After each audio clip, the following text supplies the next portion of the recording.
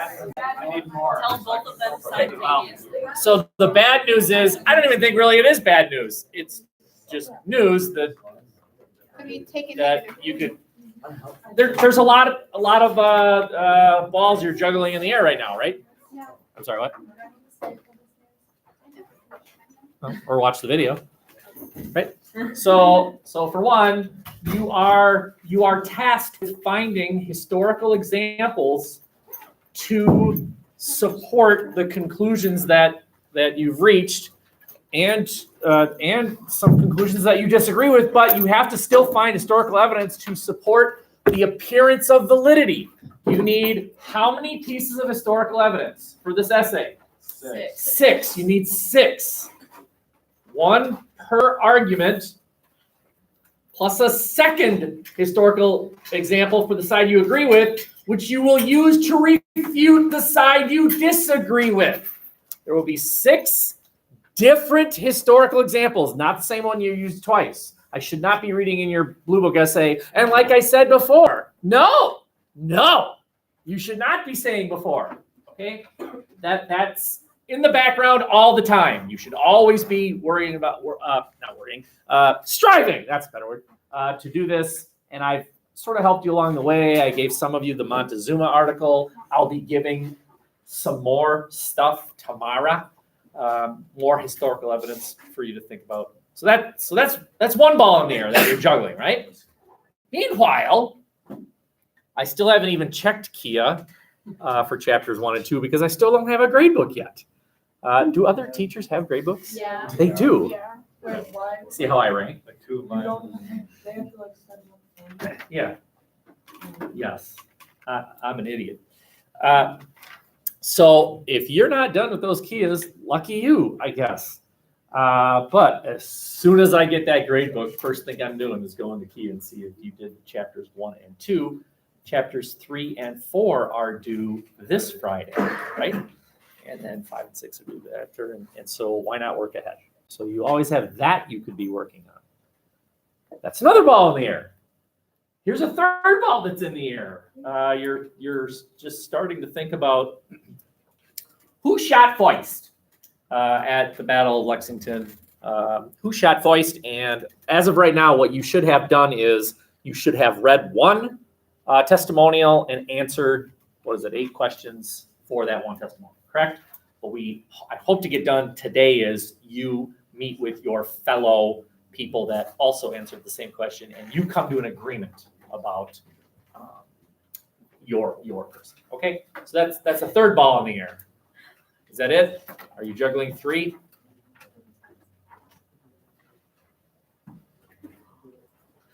I think that's it. Yes, sir.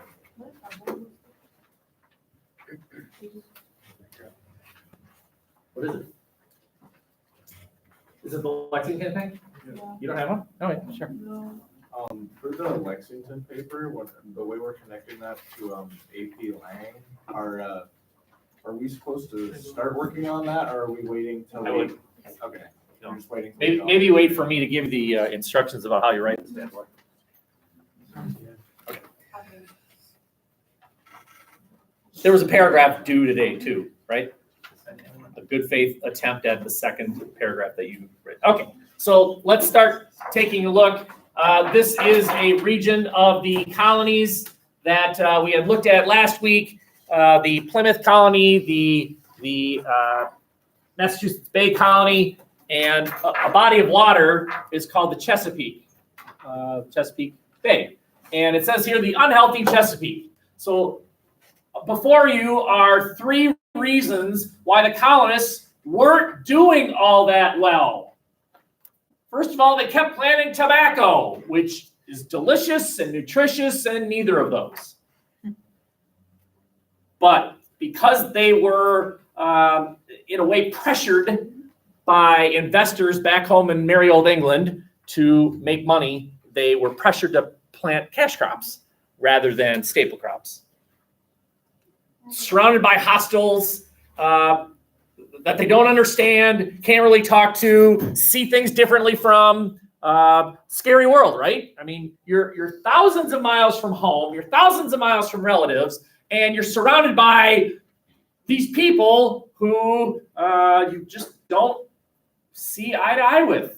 And what are they up to? And what are they doing? And okay. And then, of course, disease just wipes out a significant portion here. It's kind of an interesting map. It's North America, obviously, and I'll just give you sort of color code. Are you responsible for this? No, absolutely not. But just so you understand that North America was in play by the great European powers, never mind the people who lived there. They weren't necessarily acknowledged as having any right to the land by the Europeans. The Europeans saw this as their little playland. So if it's red-ish, it's England. So you can see the 13 colonies, and then it's like every other row of Canada, I guess. And then if it's green, it's French. So you got, including where you and I are right now, this whole area here, which, by the way, the French called what? You know. Louisiana, very good. They called it Louisiana. This was Louisiana, after a guy by the name of Louisiana. Very good. Okay, good. No, Louis, King Louis, right? Louisiana, Louis. That joke never gets old. Never gets old. And apparently they lined up in straight rows in that part of Canada. If they were in the wrong, right, the English were like, hey, that's our row. Oui, I am very sorry. That's my French. Is that what that means? No. What does it mean? They shared. English influence. Shared, not sure who it belongs to. Fighting may occur here. It's not like they agreed to occupy every other square mile. It's that it was disputed. That's what's going on. Okay. All right, so the French, and then the yellowish area is, of course, the Spanish, which this shouldn't surprise you, they dominated the South. And then there's this region right here, which I don't even see a code for. Uncharted. Maybe. Any other guesses here? Native land. Native, yep. Native certainly, I would say natives claimed all of it. But yeah, so natives certainly claimed this area. Any other guesses? Right? This is weird because what the French said was, well, that's part of Louisiana. Ha ha ha, it is ours. And the English said, well, no, that's part of Canada. It is ours. And the Spanish said, Spanish. God, we gotta work on that one. They said, no, that's ours. And by the way, there was another European power, Russia, who said, well, actually, that's part of this thing called Alaska. That's ours. And never mind the natives who lived there. So that is definitely an area of dispute. We will talk about that more in great detail later. This is the area of the Chesapeake that was populated by the English. Oh, back to this map for a second. You might conclude mistakenly that, wow, the French kind of dominated. Yeah, not really. There were more English in that spot, right there. There were more, right there.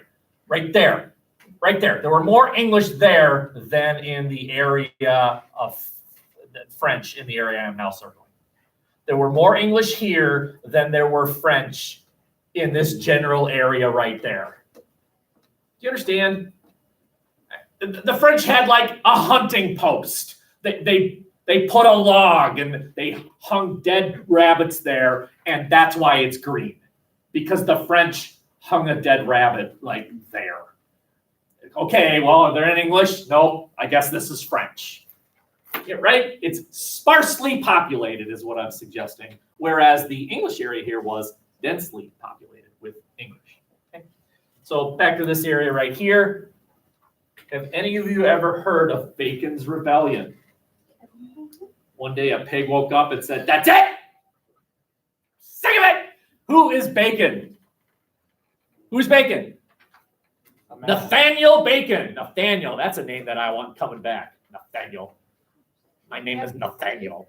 Yes. In the book, the first sentence, it uses the word footloose for Bacon's Rebellion. It's good to know. All right, That was good to funny. know. Footloose. That'll be on your test, everyone. No.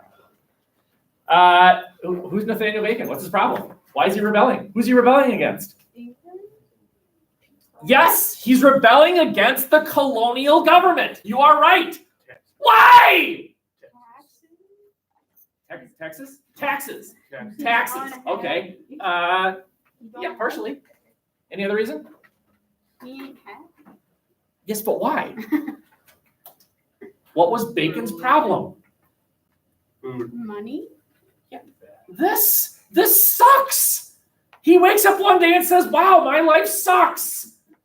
I don't like this. I don't like Indians around us. I don't like eating tobacco. I don't like disease. Why isn't our colonial government doing more to protect us? And so Nathaniel grieves, lists his grievances. We can't expand because the Indians are in our way, so there's no land. Where are the women at? Where are the women at? Right? How much for your wife? The little girl, how much? You can't, this is biology, but you can't perpetuate the colony with just men. It doesn't work. Biology. But heavily dominated by a male population, there simply aren't enough women to perpetuate the colony. You have to constantly import immigrants, right? Well, why don't you import women so we can have families and stuff, right? And so Bacon did something really weird. He attacked the Indians, and then for good measure, he attacked the English colonial government. He attacked everyone. He does the same thing the Germans do, right? Let's attack these people over here, and at the same time, let's attack these people over here. Well, you've just opened up a two-front war. Stupid Germans. Stupid Nathaniel. You attack the Indians, and then you attack the governor. Burn the governor's house down. Oh. Yeah, you're not making fun of him, you're not. What the rebellion did not catch fire. One of the things that you'll note in this class as we go is that successful rebellions survive the person who started it. If the person who started it dies off and then that's the end of the rebellion, you know that the people who were fighting the rebellion weren't necessarily passionate about it. They were more loyal to the guy rather than the idea. And so he died of a disease, by the way. And that's the end of the rebellion. But here's the important point. This is the first time that colonists had attempted to overthrow and establish colonial government. Out of anger over Indians and taxes, and you're not protecting us. And so we can't trust you. We can't trust you. We and you. Do you remember me talking about that last week? Right? These people didn't see themselves as one with the colonial government whose job it was to protect them. You're failing to serve us. You and us. It's a new paradigm here, right? And this will grow into ultimately American Revolution. I mean, you're looking at one of the seeds of the American Revolution right here. And this happened, Bacon's Rebellion happened, I don't know when it happened. I mean, I know it happened before the Revolution, that's obvious, but when? I don't know when, 1600s? It happened in, write this down, 16. All right, you figure that out. 16-ish, yes, good. 1600-ish. Yes, let's go with that. Okay. You've seen this map before, but I just want to remind you that here's where Africans were kidnapped, put on boats, and taken across the Atlantic. And I'll remind you that most of it, more went to Brazil than any other single location. Silver medal goes to the West Indies. The U.S. ultimately becomes the U.S. The English colonies gets some 1.5 out of 15 million, so 1/30. 1 out of every 30 Africans ends up in one of the 13 American colonies. Fairly small, but But still, this is an American history class. This isn't Brazilian history. So we're going to study that crop of people, right? And I'm telling you that because of starvation and Indians and disease, the colonies wanted more slaves. We need more. We need more. So the import of slave increased, right? And you are looking at an artist rendition of the journey across the Atlantic and how awful that must have been. Now, what I used to do, I'm not going to do this because we're kind of the shorter calendar and the fact that I have to cover the U of M curriculum anyway is putting a little bit of pressure on me and therefore you that we don't have time to do these things. But imagine had I taken you out into the hallway and you each got to count out 6 tiles and 2 tiles wide. So 6 tiles long and 2 tiles wide. So a couple of you would be in serious trouble here. That's your space. 6 feet by 2 feet. 6 feet long by 2 feet is what each of these were given, basically a space for a 1 month to 3 month journey. You were allowed on deck once a day to eat, and that would suck.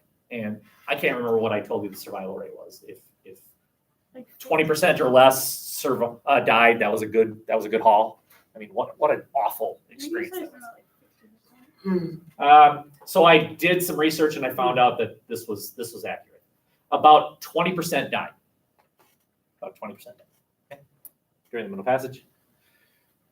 And we've introduced slave codes before. Remember, you were not allowed to teach your slaves how to read or write. And now we have the introduction of, this is new, perpetual slavery. Perpetual slavery. Not only are you going to be a slave for the rest of your life, but you have kids. When I bought you, I bought your offspring. And now we're going to have breeding, which is highly disturbing, is it not? It's incredibly disturbing. Later on in this class, we'll look at what the Nazis did. It's very similar, right? The breeding, the creation of the perfect Aryan, which, by the way, is not a blonde-haired, blue-eyed person. That's fiction. If it were blonde-haired and blue-eyed, did Hitler have a magic mirror? Because he had neither. And yet he certainly considered himself Aryan. So Aryan was something else. So you were slaves for life. Your kids were slaves for life. And also no education. These were called the 1662 slave codes created in the colonies, the English colonies. Okay. Any questions there? We're just cruising here. Only one slide left, and we're ready. Ready? Yes, sir. Another fascinating chart here. So you are looking at what would end up being mostly what comprised the Confederacy. And so we're looking at the original 13 colonies, and we're looking at slavery. But I'm telling you, the stuff we're looking at on these slides has an impact on when the Confederacy later on, a couple hundred years later, secedes from the Union and fights the Civil War. I'm telling you that things that were going on when we were colonies had a huge impact on the Confederacy. Okay, so let's take a look at this chart. It's kind of interesting. The purple, God, again, who made this chart? Let's make it with a dark, vivid blue and then purple. Why don't you go with things that actually don't look like each other? I don't know. Anyway, slaves, population in the colonies, and these are actually at this time they're states, right? So these are states. So what we're doing now is we're going 200 years into the future. So we're looking at about 150 years ago, okay? And we're looking at percent of the population of states, and if it's that lightish purple, it's slaves. If it's red, it's free African Americans. So look real hard. Do we have any red? Look, there's some red, and there's a little red, and there's some red, a little bit of red right there in Louisiana. Alabama. Looks like a hint. No way, Alabama. No, wow, never would have guessed that. Florida has a little red. Okay, and then the blue is white people. I want you to look and find some interesting states. Delaware. Where's an interesting state, and then explain why. South Carolina. You say Mississippi, which, by the way, we use Southern rules here. You eliminate a syllable. So it's not Mississippi, it's Mississippi. Mississippi. Not Alabama. You say it like a Southerner. Alabama. Maybe she should come back to Greensboro, Alabama. No, that's not right. So, no, it is Alabama. Yeah, Forrest Gump. My name's Forrest Gump. Alabama. How do you say Georgia? Louisiana. Well, there are some exceptions. Right? It's kind of hard to eliminate a syllable from Georgia. Georgia. Believe me, I've tried. Georgia. I can't do it. I can't do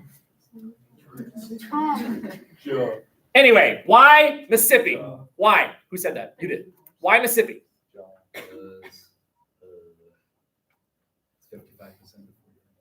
Oh, look at that. The slave population outnumbers the free population.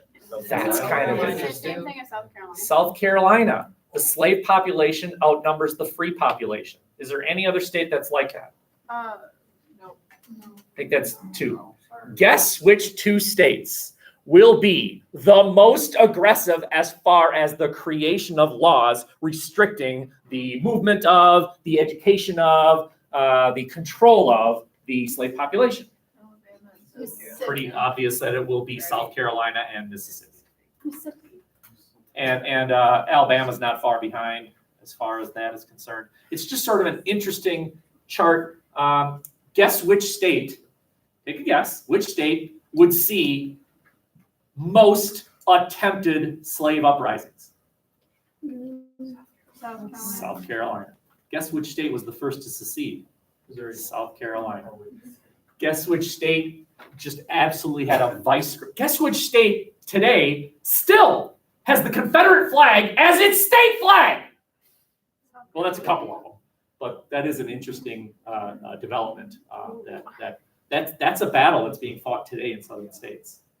The argument that you can't, that's a relic of slavery. You need to get rid of that. And others saying, no, that's part of our heritage. It's part of our past. We instead of ignoring it, we need to acknowledge that it was real, and it's just kind of interesting stuff. Okay. So South Carolina had the highest percentage of slaves in their state.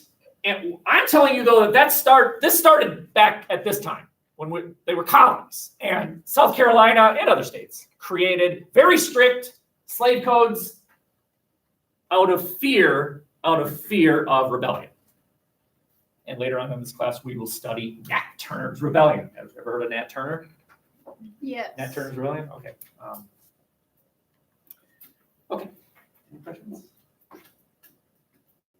That's it for note-taking. Just as a reminder, this class goes until 11:35. So we have a nice chunk of time here, okay? The next thing I'm going to ask you to do is retrieve your Lexington worksheet. You were supposed to have read one entry and answered the 7 or 8 questions.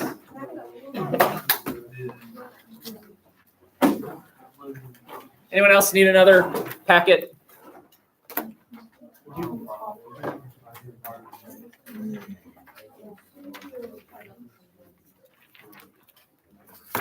You were supposed to have read one of these and then answered questions A through G for that. So I am going to have us meet with our fellow people, the other people who also had the same one as you, and you're going to, and I'm not, if you think I'm going to say that, sit up here at the end and say, by the way, what was the answer? No, I'm not doing that. You're writing this paper. And so it is up to you to help each other answer these things. So how many were there? 8? 7. There were 7. Okay. So let's just see how this works. Who answered about witness number 1? Where are you? Okay. So you're going to meet, you 4. You're going to meet this general area right here, okay? And who had John Barker, number 2? Who had number 2? Number 2. Who had number 2? Oh, you poor thing. Well, you're going to meet right about where you are. Okay, I'll set it. Who had John Bateman, number 3? Where's my John Batemans? What? This doesn't add up, but all right. You two meet back there. Okay. Who had Sylvanus Wood, number 4? All right, so there's about 5, 6, 7. Great, that really worked well. Well, I would argue that one of the, maybe the, in my opinion, main drawback of this schedule is this. This happens. I create groups on Monday, and then on Tuesday, it's totally different things. So we have a group of 1, meanwhile, we have a group of 7. And I don't know how to solve it. But anyway, all right, so those of you who had Sylvanus Wood, will you meet this general area right here? Okay, right here. And how's about George Leonard, 5s? Okay. Back by the map, by the world map. And 6s, the official deposition of John Parker, 6s, 2 of you. Okay, will you two meet right here? And finally, Major John, whatever that last name is. 3 of you back there. Okay, up and meet with your fellow people. John Popcorn. No. Yeah, John Popcorn. Feel free to move desks. That's fine. Try one number 6.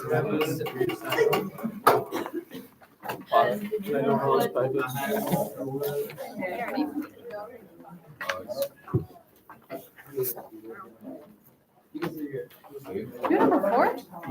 This was pretty straightforward.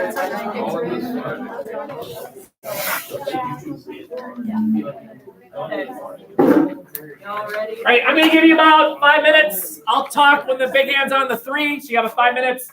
As a group, come to an agreement. As a group, choose your champion. Who in your group will be your champion? So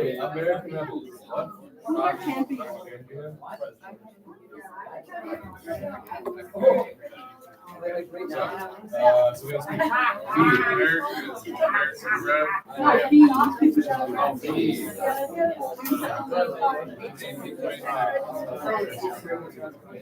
See.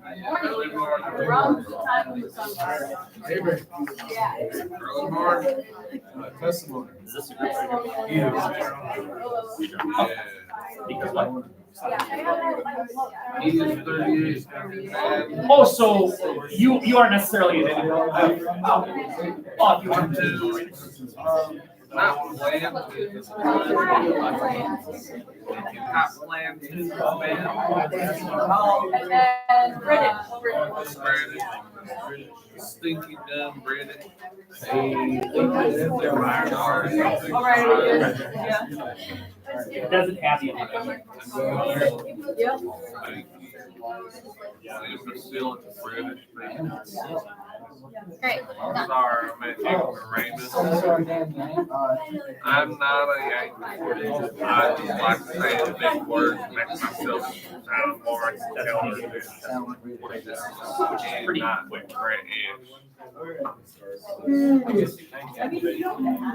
Yes. So that would have been April 23rd, right? Yeah, because the battle itself took place on Understand. so 4 days later. I am so sick of them British up in here getting in our business.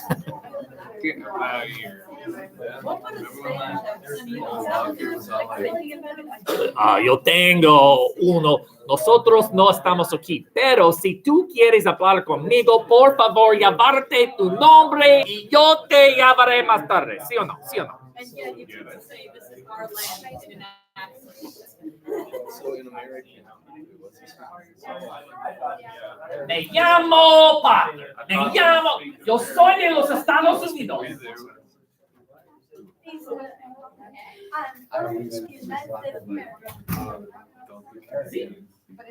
Nosotros no, pero si tú quieres hablar conmigo, por favor, llámate tu nombre y yo te llamaré. So what am I going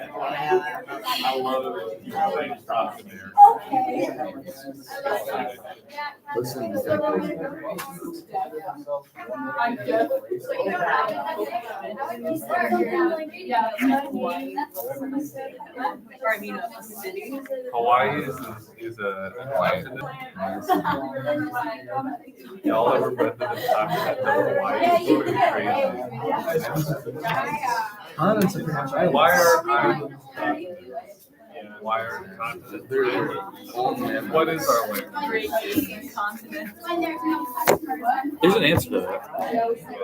Continents are defined as such because they occupy a tectonic plate, as opposed to an island, which is part of, but not dominant. So the world's largest island is Greenland. Australia is a continent, not an island, because it occupies the dominant part of that tectonic. Considered separate because of the theory of tectonic plates. Have you ever even seen a tectonic plate though? How do we know tectonic plates are real if we can't see them? I believe earthquakes are the going theory. Those could just be made by the government to make us think that there's tectonic plates to spread That's their the lies. government. Yeah, the first drawer on the left. Birds are not real. They are government drones sent out to watch us. Birds are not real. Okay? You have 1 minute. 1 minute.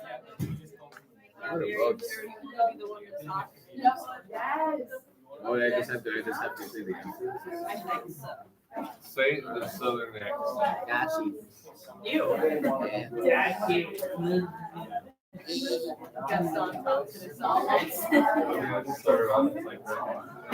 You have 30 seconds. Remember, choose your champion. Who's your champion? Oh, man. We have it from 6 to 8 tonight, right? I was laughing. 15 seconds. Now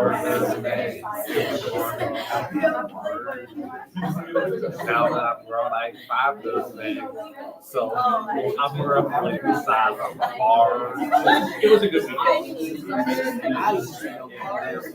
Bar. They didn't sweep them, but they did win. They're in good shape. I'm very happy that we done the robot. It's very good. All right, here we go. So what's going to happen, I expect this to take 5, maybe 6, 7 minutes, whatever, is we are going to go through. The champion of Group 1 shall list the answers, and all of you are going to fill this in, and it is in your best interest to fill these in. It saves time. Rather than all of you being signed all 7 testimonials, I broke it down, and now you're going to help each other. But in exchange, you have to do your part. You actually have to help each other. My role here is minimal. If you have a blatantly incorrect answer, I might nudge you in another direction, but generally I'm going to let you sort of take charge. All right, so by the way, I should have mentioned this, but I didn't. You also should have read the part that says Introduction to the Lexington Affair. This is common knowledge. This is what everyone knew, right? Something happened on the 19th of April. The question is, well, what? What happened? All right. Group 1, your champion, please, and go ahead and answer the questions. Thomas Fessenden. Okay, A, colonial. Can I just do like that? Or do I have to- Yeah, Wait, take what's your his time. guy's name? This is Thomas Fessenden, right? So we're all filling out the chart. This is the first guy. And so he's a colonist. Is it okay if we put America? Okay, A, colonial. B, April 23rd, 1775. C, before sunrise. Okay, slow down now. Okay. April 23rd, 1775. which would be in relationship to the events in question, what? 4 days after. So it was 4 days later. So How many of you find that interesting when you think about your witness? That this person's version happened 4 days after it actually happened. Think about your witness. When was your witnesses? For some of you, it was years later. That's sort of interesting. Okay, keep going. D, historical. E. What? What do you mean historical? What does that mean? Historical. Wait, what was C? Let's revisit that one. So let's revisit C. What time of day? Before sunrise. Okay. Now let's revisit what type of evidence is this? It's in bold. It's in bold at the top. Oh, private. Document.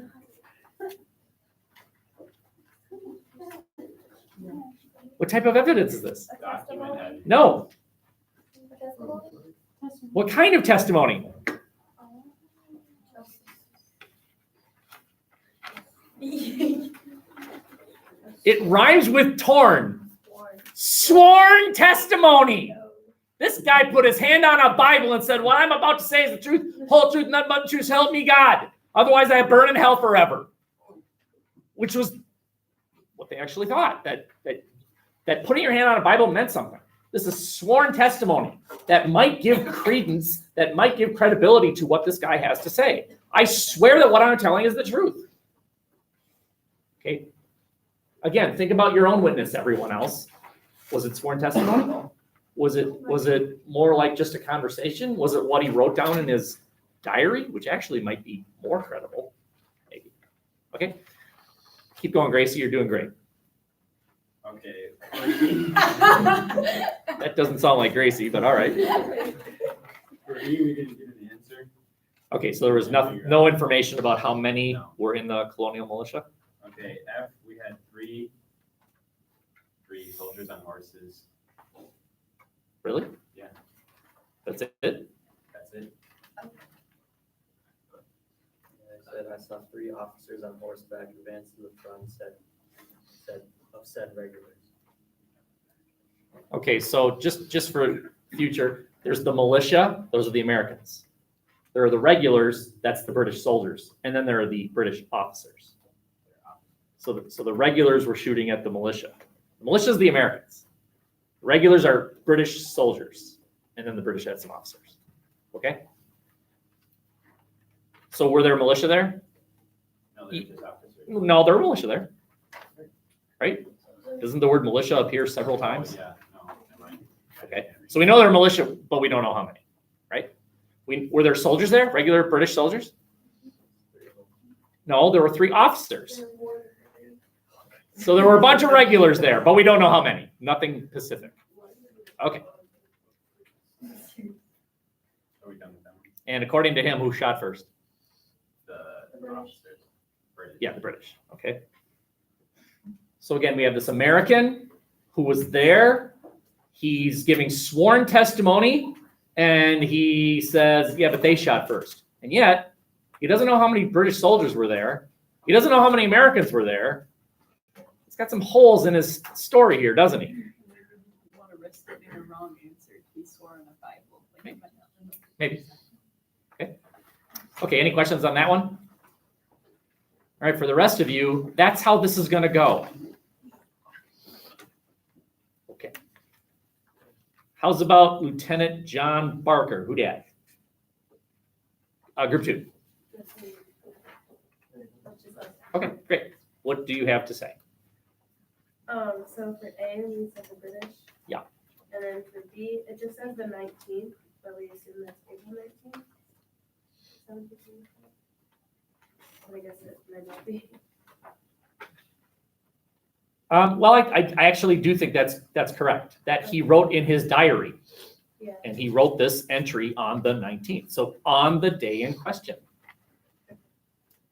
Okay, reach your own conclusions about what that means. Maybe you think, well, that's credible. It just happened. It's fresh in his mind. Or maybe it's not credible because heat of the moment sort of thing. cannot see objectively, filled with emotions from what just happened, and so he's writing in anger or bitterness or something. It's really up to you to make, to see what that is supposed to mean. Okay? This will be clearer to you later, but just keep that in mind that that's sort of an interesting thing. He writes in his journal, his own journal.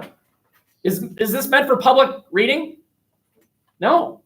Does that mean he's more honest? Maybe. Maybe no one's going to read this, so I'm going to be perfectly honest about what happened here.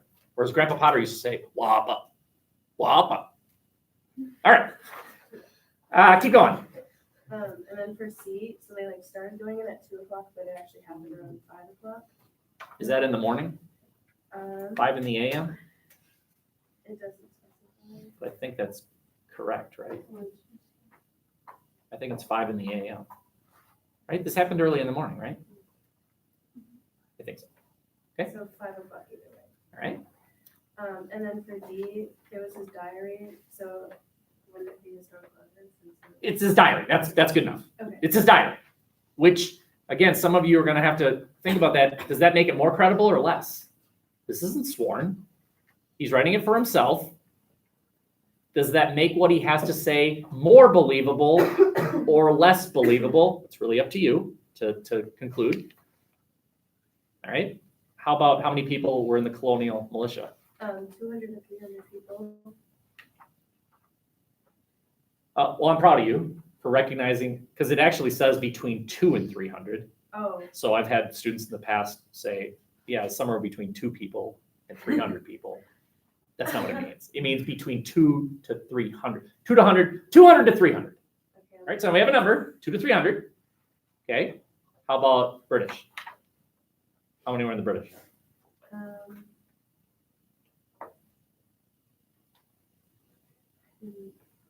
Didn't see it? Yeah, I don't think it's in there. Right? Okay, so still don't know how many British were there. And Now, then Wahapa. there's, so, you said the colonists fired first? And then they did it, they fired against, or, Okay, colonists fired first. Yeah, it says they're, on our coming near them, they fired 1 or 2 shots, upon which our men, without any orders, rushed in upon them, firing and put up to fight. All right, interesting. Can we keep going here? Who had John Bateman? So that would be group 3. We did. Right. So. for Let's say. A, oh, you did. Alright, so for A, British.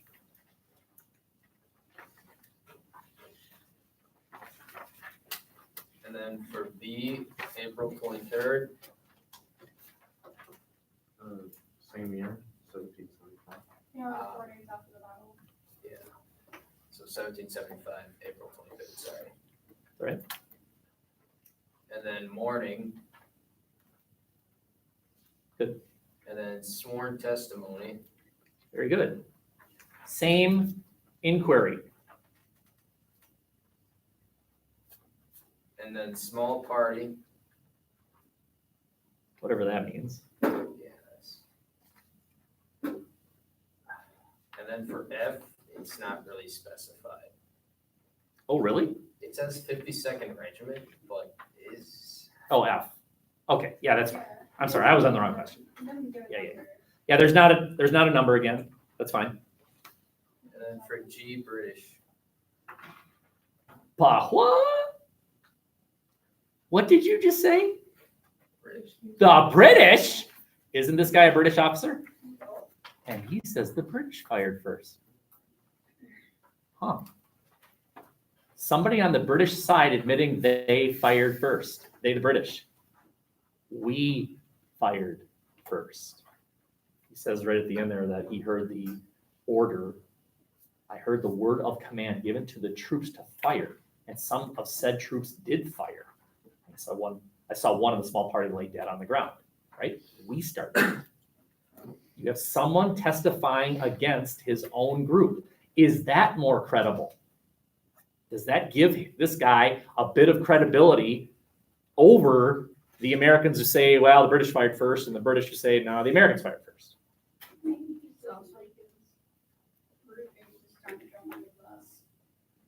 Weird that he It said says one he of was them died captured. because one of the other guys said no shots, like killed or hurt anyone.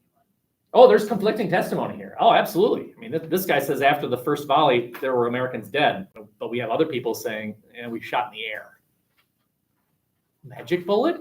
Same one that killed Kennedy? Okay. Any questions there? Let's keep rocking. Who had document 4? Who had Sylvanus? All right, so for Mr. Wood, number 8 is the Americans. Yeah, number 8. Letter A. No, I'm calling number 8. I'm gonna go with the number. Number 8. Okay. For number B, June 17th, 1826. Wait, what was it? June 17th, 1826. 1826. 1826. Let's do math. It's like 70. 51. 50-ish years later. 17th. 50 years later. Right? I mean, he might be on his deathbed for all we know. And he's looking back saying, I remember. Okay. Now, does that give him less credibility, which might be what you're going to argue? On the other hand, it might actually give him more credibility. This guy's nothing to hide, right? He's lived his life, and he's now looking back and saying, this is what happened. No reason to lie. Unlike the guy who did the diary entry on the day of, and as a result might have some emotional link to it, this guy, you could argue, I'm not saying you have to argue, you could argue has the advantage of it's over, right? We won, the war's over, there's no reason to make people think one way or the other. He might actually be more honest or less, it really depends on you. Okay, there's no right or wrong answer here. Keep going. For C, number C, he said early morning. Break a day for that one. Then for number D, it's a sworn testimony. Bit dated, but you're right, it is sworn testimony, but a bit dated. Right, number E, he counted 38 men. 38? Yep, he said exactly. Oh, 38. specific. Or as I like to say, Pacific. Nice. All right. How many British? He said platoons. Yeah, so you need to know a little bit about military. What does that mean? 15 a platoon. Okay, so I mean, we're talking about hundreds of British here. If he's talking about platoons, plural, and there are 50 in a platoon, I'll go with that. You got at least 100 British. All right. And finish it up. British shot first. Yeah, the British shot first.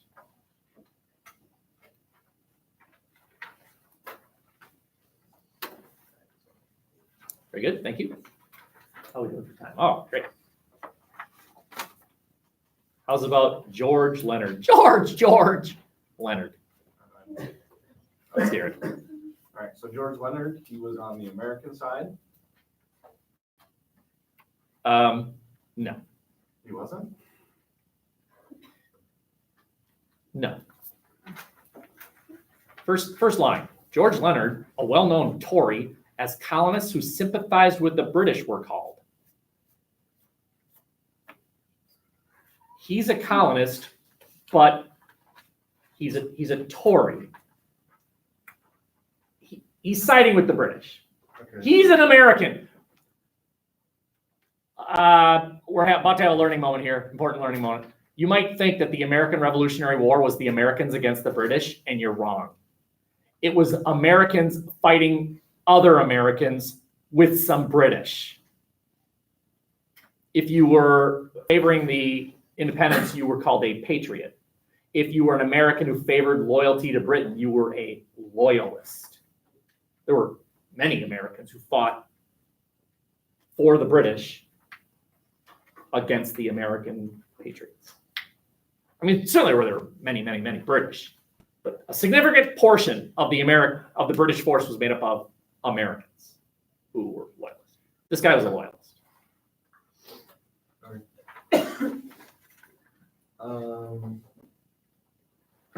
It was on May 4th, 1775. May 4th. So about a month later. Right? About a month. The next question wasn't answerable. He didn't mention it. But he didn't say what time of day. Okay. And for what kind of evidence is this? We put the discussion because it says it wasn't sworn or. Yeah, it was just him saying what happened. Wasn't Was it sworn, or it wasn't notarized, this isn't an official anything. It's just him being asked what happened and he shares it. So what does that mean? What does that mean for you historians in here? Can we question this guy's testimony based on that? Okay. Next. For the numbers of men on both sides, it wasn't mentioned either. Okay. And for G, he said that the colonist shot first. He did.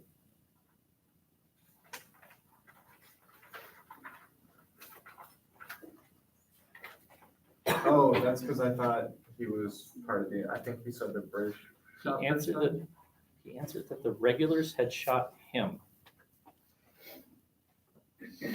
He said that some of our people fired upon the regulars. Yeah, the colonists shot first. Okay, yeah. So, he answered that the regulars had shot upon the regular. Some of our people have fired upon the regulars. The regulars were the British soldiers. So the colonists shot the British. Okay. Now, remember, many of you nodded your heads. Wow, British soldiers saying their own side shot first. We have an American saying the American shot first. But he's not really. Right, he's a loyalist.